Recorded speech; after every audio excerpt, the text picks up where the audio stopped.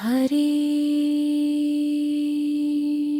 ॐ हिरण्यवर्णां हरिणीं सुवर्णरजतस्रजां चन्द्रां हिरण्मयीं लक्ष्मीं जातवेदो महावः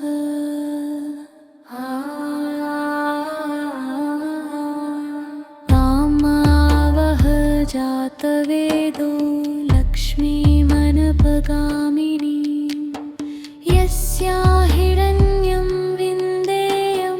कामश्वं पुरुषानहम् अश्वपूर्वा रथमध्यान् हस्तिनादप्रबोधिनी श्रियं देवीमुपह्वये श्रीर्मा देवी जुषताम्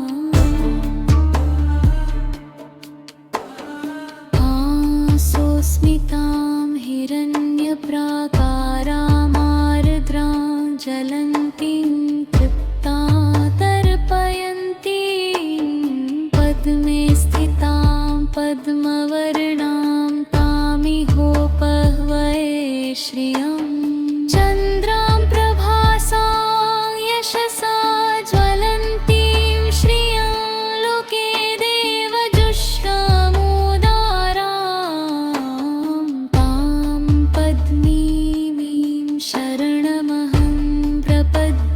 लक्ष्मीर्मे नश्यतां त्वां ऋणने आदित्यवर्णे तपसोऽधिजातो वनस्पतिस्तव वृक्षोऽथ बिल्वः तस्य फलानि तपसानुदन्तु मायन्तरायाश्च बाह्या लक्ष्मीः उपैतु मां देवसख कीर्तिश्च मणिना सह परदुर्भूतोऽस्मि राष्ट्रेऽस्मिन् कीर्तिमृद्धिं ददातु मे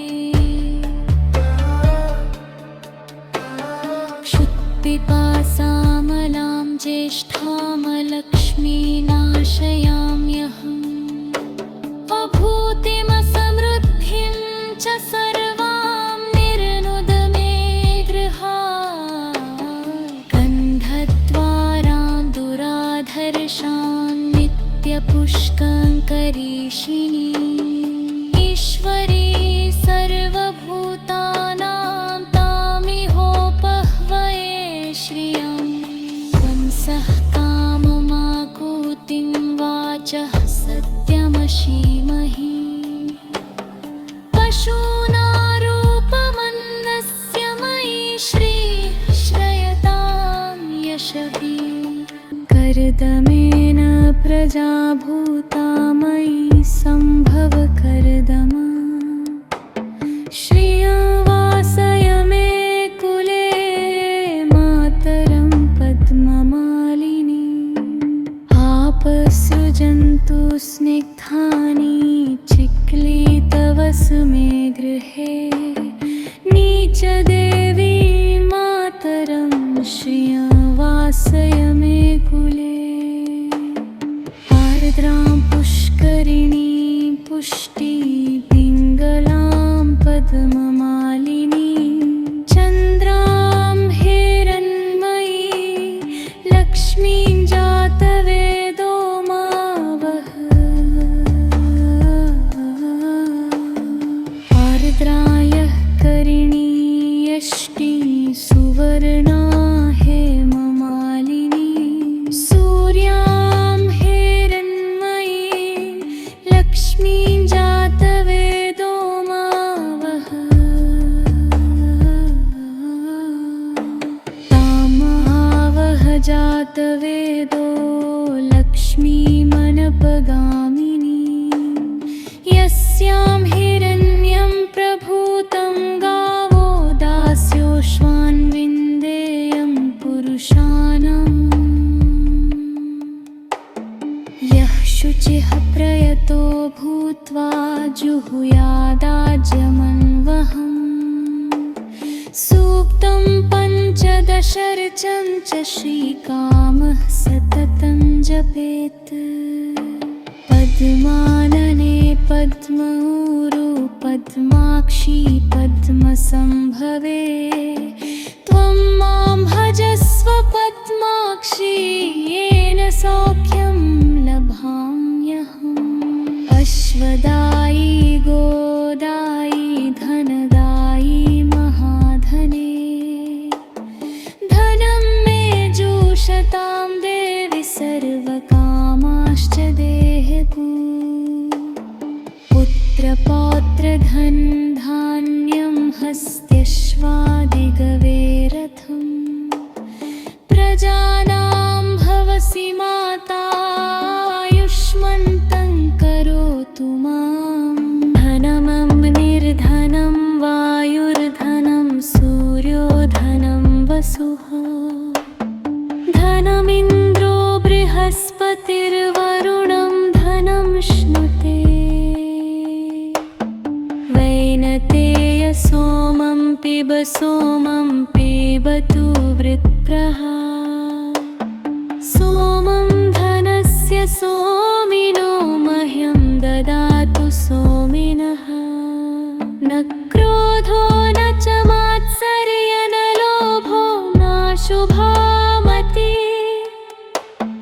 भवन्ति कृतपुण्यानां भक्तानां श्रीसूक्तं जपेत् सदा वर्षन्तु ते विभावरी दिवो अभ्रस्य विद्युतः रोहन्तु सर्वबीजान्यव ब्रह्मन् द्विषो जहि पद्मप्रिये पद्मिनी पद्महस्ते पद्मालये पद्मदलायताक्षी विश्वप्रिये विष्णुमनोनुकूले त्वत्पादपद्मं मयि सन्निधत्स्व या सा पद्मासनस्था विपुलकटितटी पद्मपत्रायताक्षी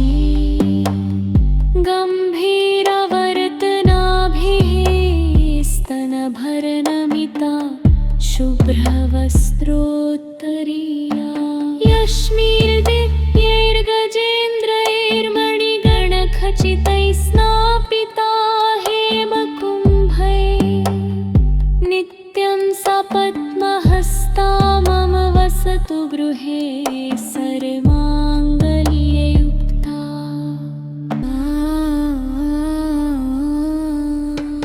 लक्ष्मी क्षीरसमुद्रराजतनया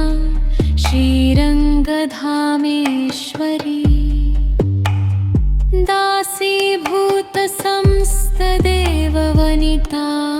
लोकैकदीपाङ्कुरा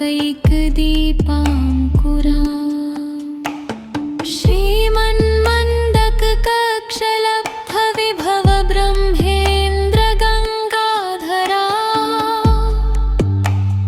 त्वां त्रैलोक्यकुटुम्बिनी सरसिजा वन्दे मुकुन्दप्रिया सिद्धलक्ष्मी मोक्षलक्ष्मी जयलक्ष्मी सरस्वती श्रीलक्ष्मी वरलक्ष्मीश्च प्रसन्ना मम सर्वदा वराङ्कुशौ पाशमभीतिमुद्रां करैर्वहन्ती कमलासनस्थां बालार्ककोटिप्रतिभां त्रिनेत्रां भजयमाद्यां जगदीश्वरी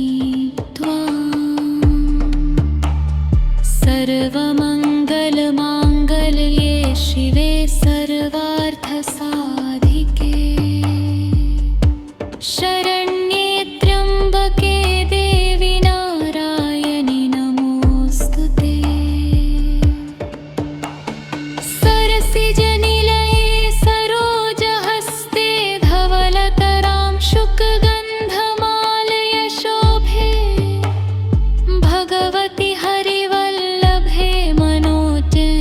भुवनभूतिकरी प्रसीद मह्यम् विष्णुपत्नीं क्षमा देवी माधवीं मा भव प्रिया विष्णोः प्रियसखीं देवी नमाम्यच्युतवल्लभा महालक्ष्मी च विद्महे विष्णुपत्नीं च धीमहि तन्नो लक्ष्मीः प्रचोदयात्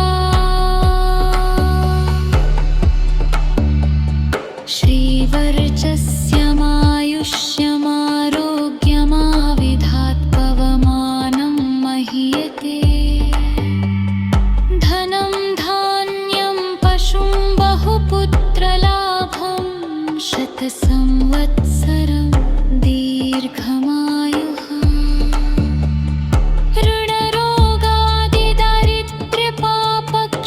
ऋणरोगादिदारिद्र्यपापक्षुदपमृत्यवः भयशोकमनस्तापा नश्यन्तु मम सर्वदा यवेवं वेद ॐ महादेवी च विद्महे विष्णुपत्नीं च धीमहि तन्नो लक्ष्मीः प्रचोदयात्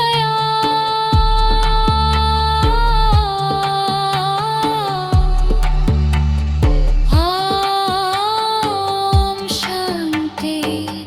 शान्ति शान्ति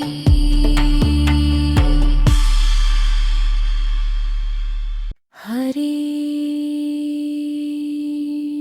ॐ हिरण्यवर्णां हरिणीं सुवर्णरजतस्रजां चन्द्रां हिरण्मयीं लक्ष्मीं जातवेदो महावः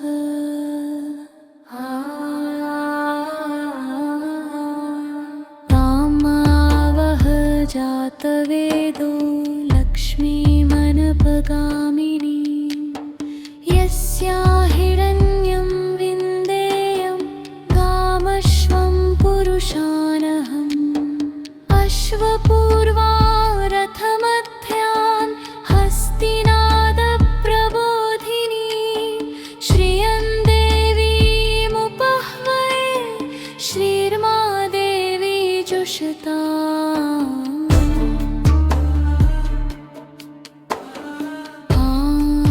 स्मितां हिरण्यप्राकारामार्द्रां ज्वलन्तीं तृप्तां तर्पयन्तीं पद्मे स्थितां पद्मवर्णां तामिहोपह्वये श्रियं चन्द्रां प्रभासां यशसा ज्वलन्तीं श्रियं लोके देवजुष्टामुदारां तां पद्मिनीं शरणमहं प्रपद्ये लक्ष्मीर्मे नश्यतां त्वां ऋणने आदित्यवर्णे तपसोऽधिजातो वनस्पतिस्तव वृक्षोऽथ बिल्वः तस्य फलानि तपसानुदन्तु मायन्तरायाश्च बाह्या लक्ष्मीः उपैतु मां देवसख कीर्तिश्च मणिना सह परदुर्भूतोऽस्मि राष्ट्रेऽस्मिन् कीर्तिमृद्धिं ददातु मे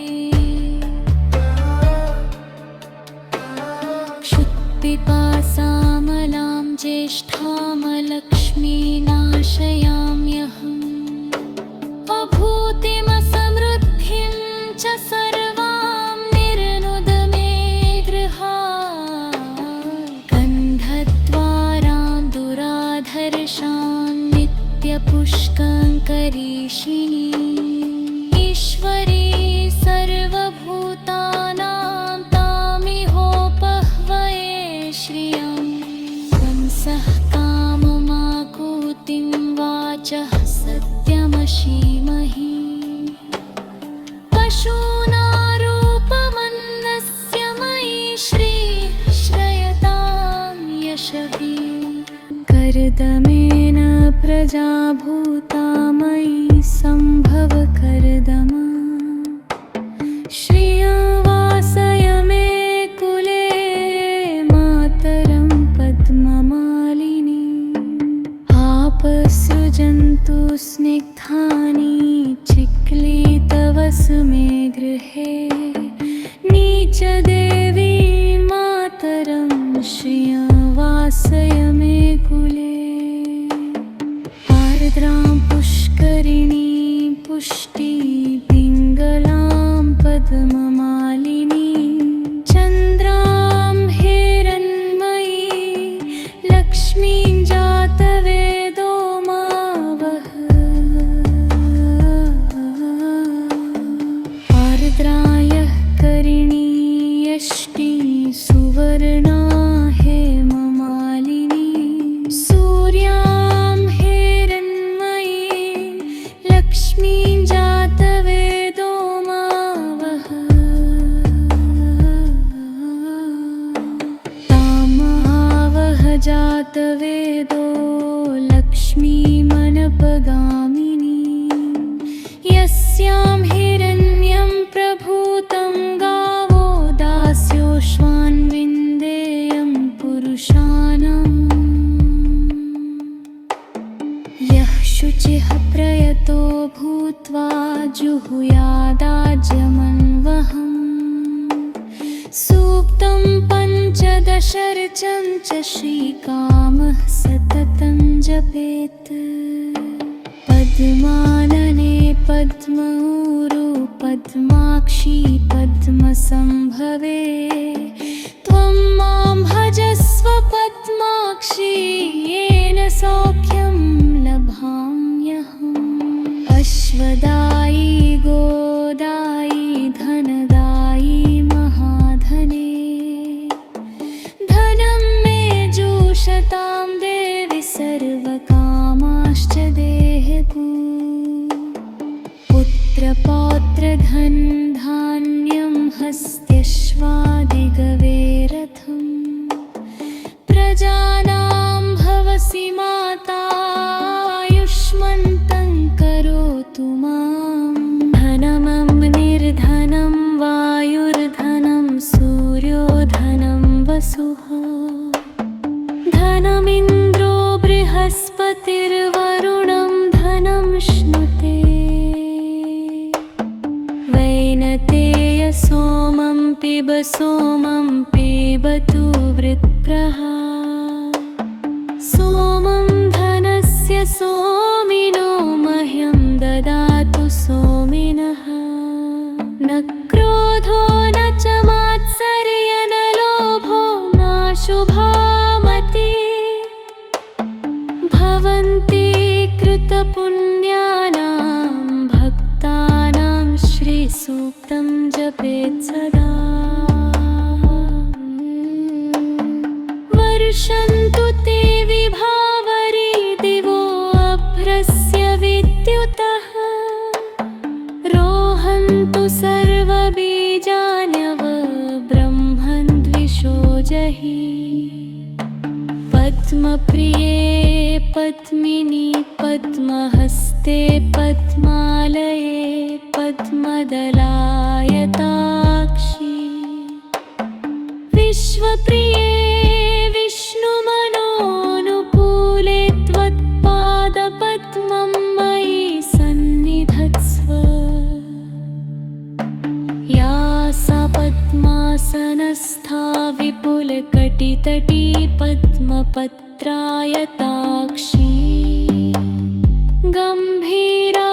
गम्भीरवर्तनाभिः स्तनभरनमिता शुभ्रवस्त्रोत्तरीया यश्मिर्दिव्यैर्गजेन्द्रैर्मणिगणखचितैः स्नापिता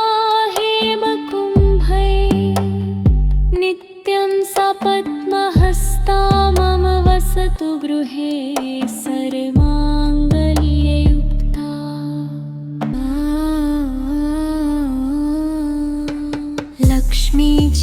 क्षीरसमुद्रराजतनया श्रीरङ्गधामेश्वरी दासीभूतसंस्तदेववनिता लोकैकदीपाङ्कुरा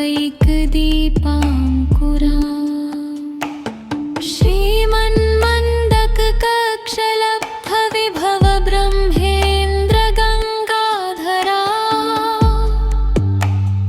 त्वां त्रैलोक्यकुटुम्बिनी सरसिजा वन्दे मुकुन्दप्रिया सिद्धलक्ष्मी मोक्षलक्ष्मी जयलक्ष्मी सरस्वती श्रीलक्ष्मी वरलक्ष्मीश्च प्रसन्ना मम सर्वदा वराङ्कुशौ पाशमभीतिमुद्रां करैर्वहन्ती कमलासनस्थां बालार्ककोटिप्रतिभां त्रिनेत्रां भजयमाद्यां जगदीश्वरी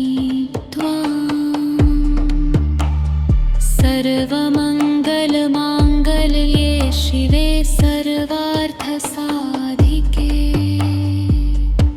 शरण्ये त्र्यम्बके देवि नारायणि नमोऽस्तुते सरसिजनिलये सरोजहस्ते धवलतरां शुकगन्धमालय शोभे भगवति हरिवल्लभे मनोजे त्रिभुवनभूतिकरी प्रसीद मह्यम् विष्णुपत्नीं क्षमा देवी माधवीं मा भवप्रिया विष्णोः प्रियसखीं देवी नमाम्यच्युतवल्लभा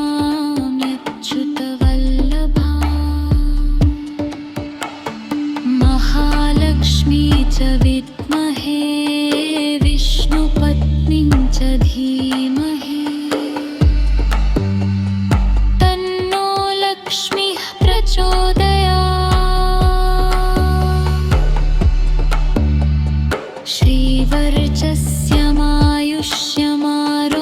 श्रीवर्चस्यमायुष्यमारोग्यमाविधात् पवमानं महीयते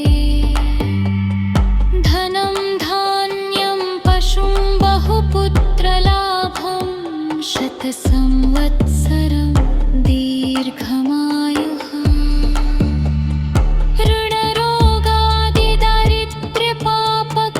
ऋणरोगादिदारिद्र्यपापक्षुदपमृत्यवः भयशोकमनस्तापा नश्यन्तु मम सर्वदा यवेवं वेद ॐ महादेवी च विद्महे विष्णुपत्नीं च धीमहि तन्नो लक्ष्मीः प्रचोदयात्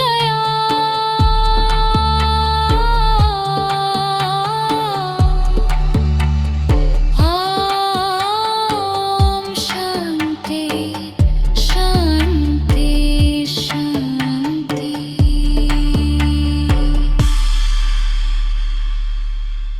हरि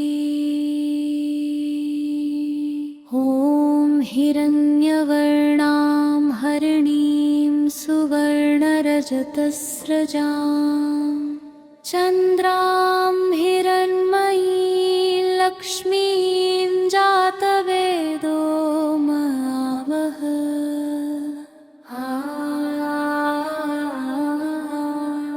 तामावः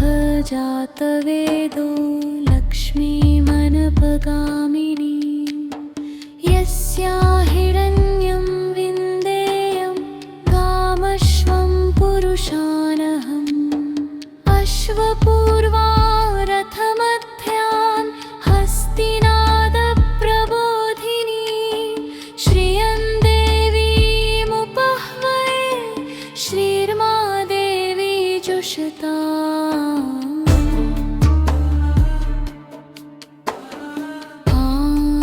स्मितां हिरण्यप्राकारामार्द्रां ज्वलन्तीं तृप्तां तर्पयन्तीं पद्मे स्थितां पद्मवर्णां तामिहोपह्वये श्रियम्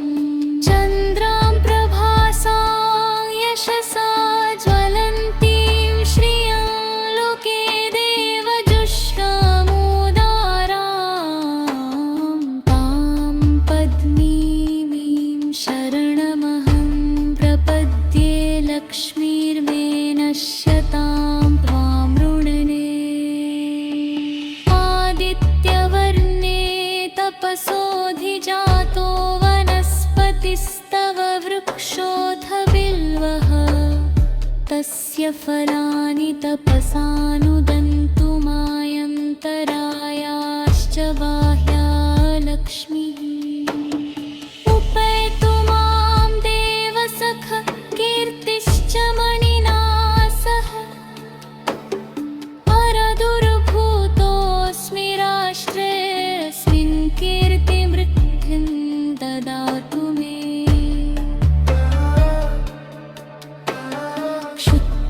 क्षुत्पिपासामलां ज्येष्ठामलक्ष्मीनाशयाम्यहम् अभूतिमसमृद्धिं च सर्वां निर्नुद मे गृहात् गन्धद्वारां दुराधर्षां नित्यपुष्कङ्करीषिणी ईश्वरी सर्वभूतानां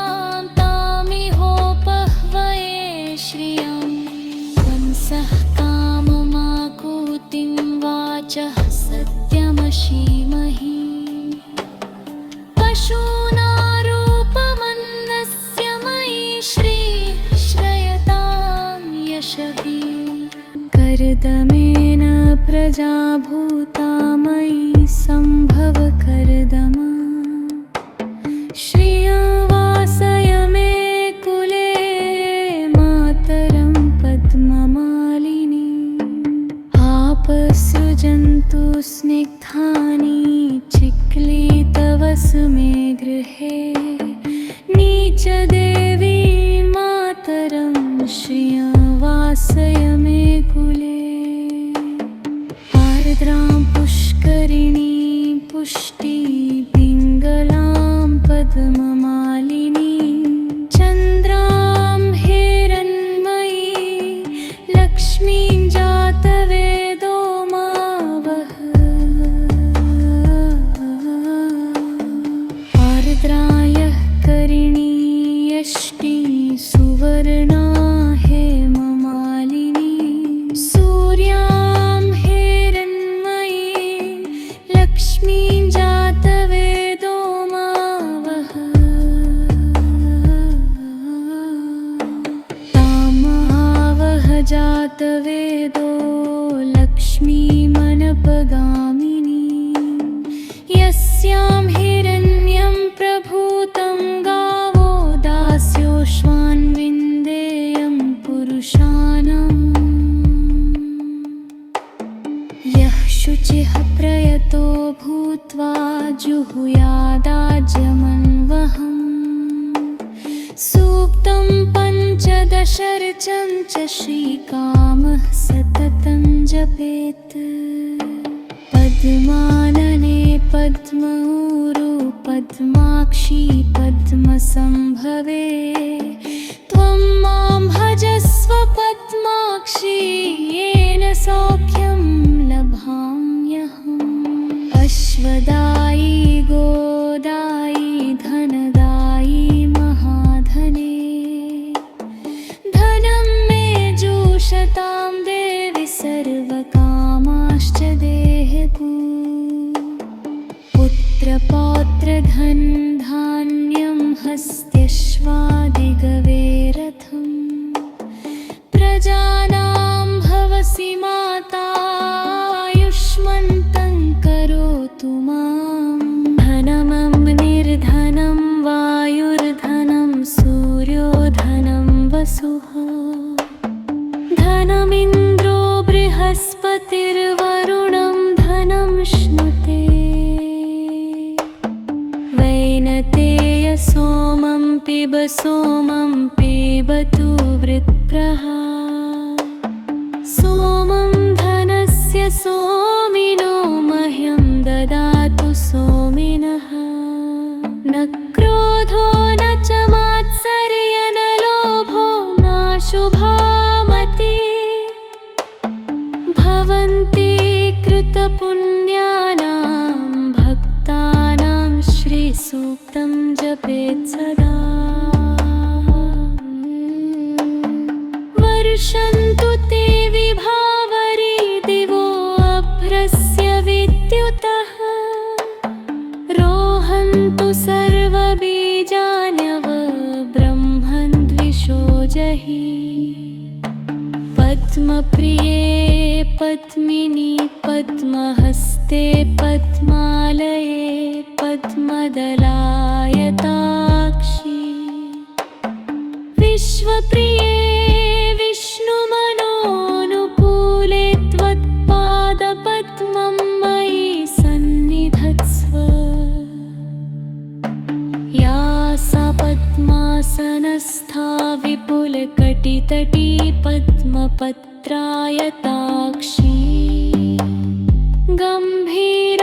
गम्भीरवर्तनाभिः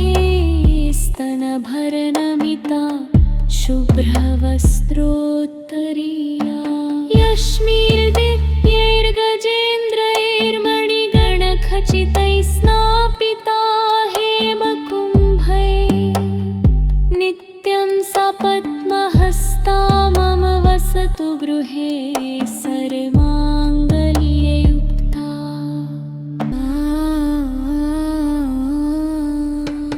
लक्ष्मी क्षीरसमुद्रराजतनया श्रीरङ्गधामेश्वरी दासीभूतसंस्तदेववनिता लोकैकदीपाङ्कुरा श्रीमन्मन्दककक्षलब्धविभव ब्रह्मेन्द्रगङ्गाधरा त्वां त्रैलोक्यकुटुम्बिनी सरसिजा वन्दे मुकुन्दप्रिया सिद्धलक्ष्मी मोक्षलक्ष्मी जयलक्ष्मी सरस्वती श्रीलक्ष्मी वरलक्ष्मीश्च प्रसन्ना मम सर्वदा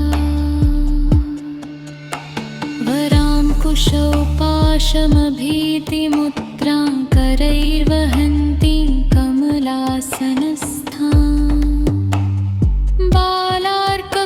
बालार्ककोटिप्रतिभां त्रिनेत्रां भजयमाद्यां जगदीश्वरी त्वां सर्वमङ्गलमाङ्गल्ये शिवे सर्वार्थसाधिके शरण्ये त्र्यम्बके देवि नारायणि नमोऽस्तु ते सरसिजनिलये सरोज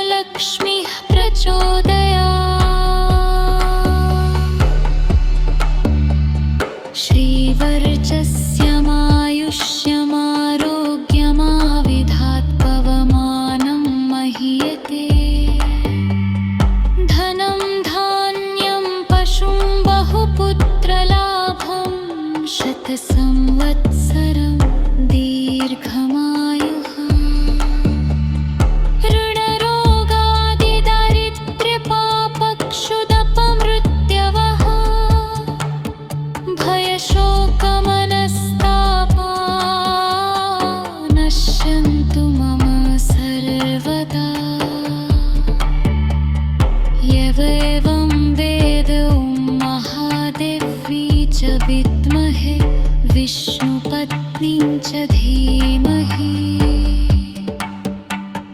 तन्नो लक्ष्मीः प्रचोदयात्।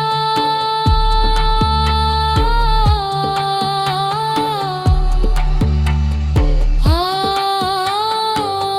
शान्ति शान्ति शान्ति।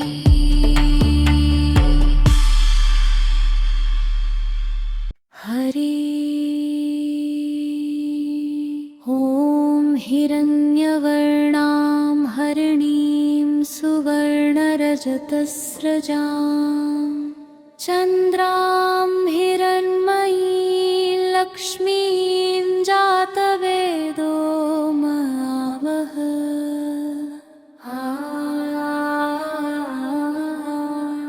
तामावः जातवेदो लक्ष्मीमनपगामिनी यस्या हिरण्यं विन्देयं कामश्वं पुरुषानहम्। अश्वपूर्वा रथमध्यान् हस्तिनादप्रबोधिनी श्रियं देवीमुपह्वये श्रीर्मा देवी जुषताम्।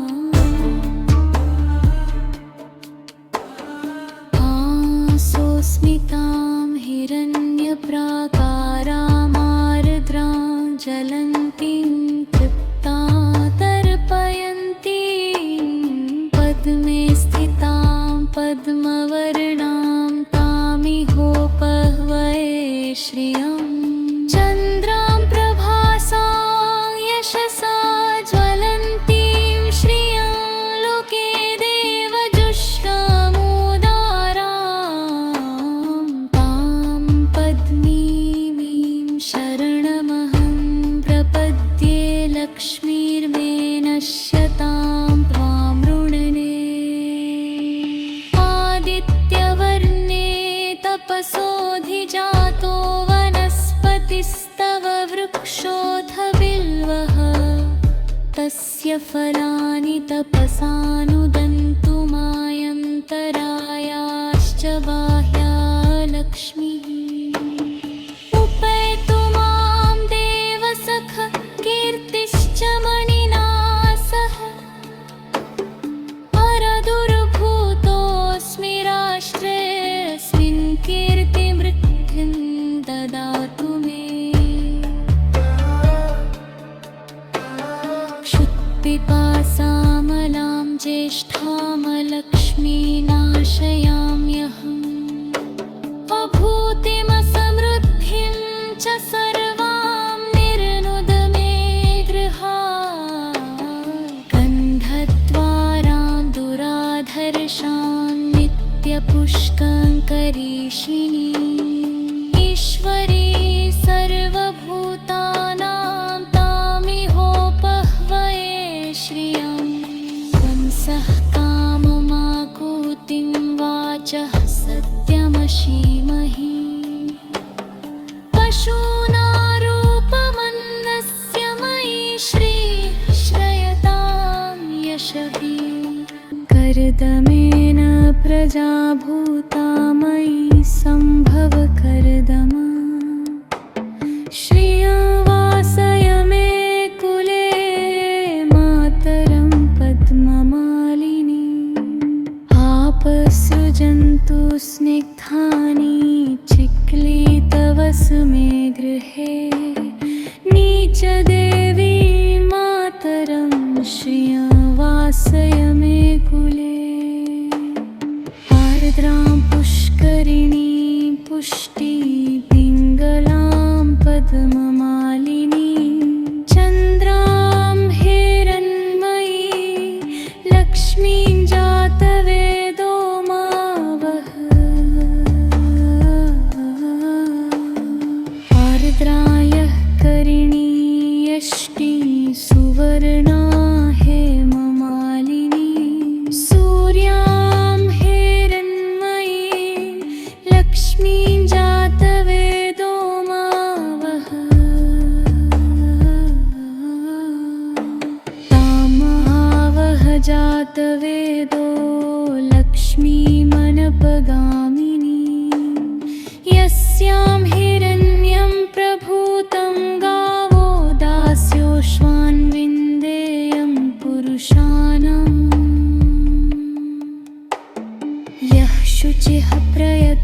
भूत्वा जुहुयादाज्यमन्वहम्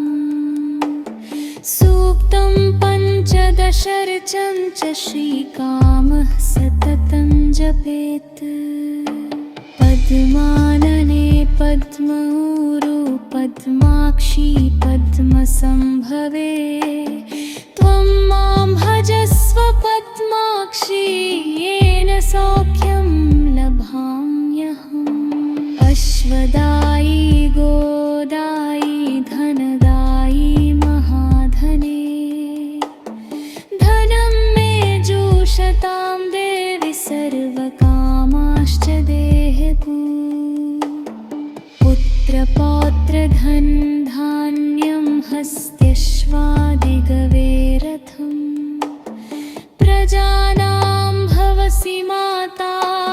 आयुष्मन्तं करोतु मां धनमग्निर्धनं वायुर्धनं सूर्यो धनं वसुः धनमिन्द्रो बृहस्पतिर्वरुणं धनं श्नुते वैनतेय सोमं पिबतु वृत्रः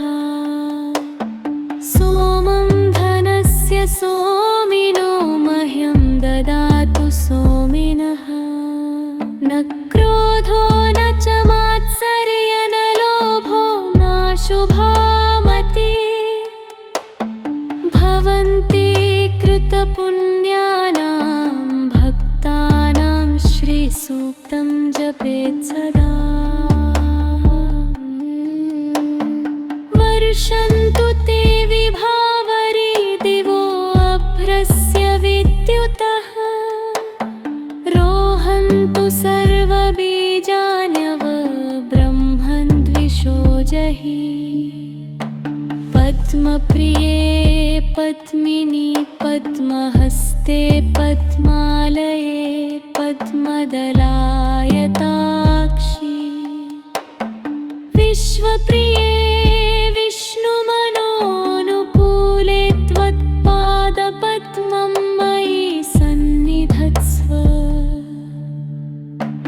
या सा पद्मासनस्था विपुलकटितटी पद्मपत्रायताक्षी गम्भीरवर्तनाभिः स्तनभरनमिता शुभ्रवस्त्रोत्तरीया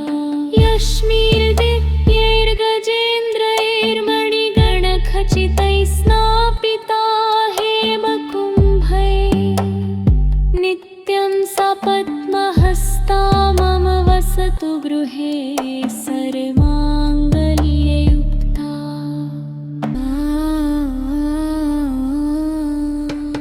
लक्ष्मी क्षीरसमुद्रराजतनया श्रीरङ्गधामेश्वरी दासीभूतसंस्तदेववनिता लोकैकदीपाङ्कुरा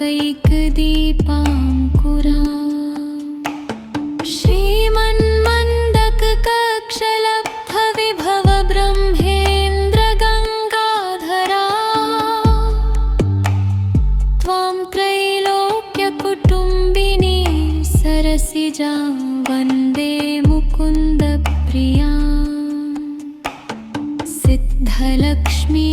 मोक्षलक्ष्मी जयलक्ष्मी सरस्वती श्रीलक्ष्मी वरलक्ष्मीश्च प्रसन्ना मम सर्वदा वराङ्कुशौ पाशमभीतिमुद्रां करैर्वहन्ती कमलासनस्थां बालार्ककोटिप्रतिभां त्रिनेत्रां भजयमाद्यां जगदीश्वरी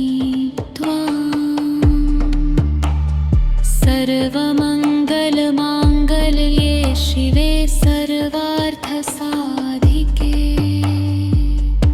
शरण्ये त्र्यम्बके देवि नारायणि नमोऽस्तु ते